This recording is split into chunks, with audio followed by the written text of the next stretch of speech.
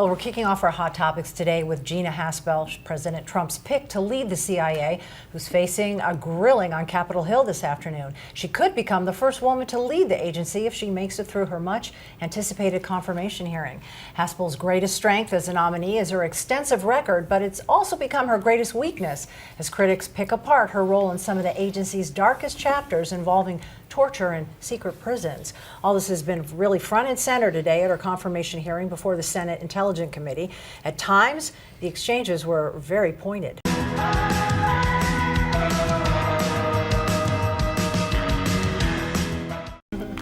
Welcome back to the afternoon edition of Central Oregon Daily, and I'd like to introduce everybody to Anissa's new dog. I think she just got adopted. We're right in the middle of puppy cuteness here, but it's all for a good cause. Do you guys remember your high school prom?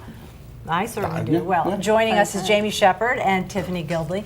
They're giving us a chance to sort of relive our memories with the first annual, let me get this, adult prom? But first, Lisa has the afternoon news. Thanks, Curtis.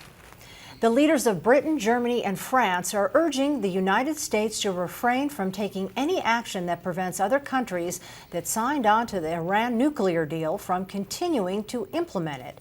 The statement was released after President Trump announced this morning that the U.S. would be withdrawing from the international agreement that it is designed to prevent Iran from producing a nuclear bomb. Welcome back to the afternoon edition of Central Oregon Daily. And joining us is Stacy Totlin from the 11th Annual Peaks Music Festival, which is out at Stevenson Ranch. Your 11th year. I know. Crazy. What's in store this year? Oh, we have all sorts of new stuff in store this year. What I the hear. Four Peaks experience we're now talking about with Kidlandia. What? And yes, Kidlandia area.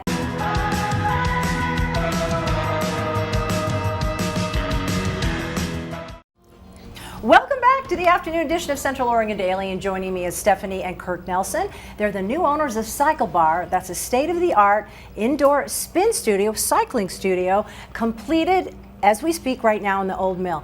So now for those who aren't familiar with what indoor cycling is, Stephanie, give us a little briefing. A lawsuit has been filed against the Oregon Department of Human Services, claiming child welfare workers failed to intervene after a 7-year-old girl reported sexual abuse by her grandfather. The $6 million lawsuit filed Monday claims the child reported the abuse in May 2011 to a therapist who then alerted the department.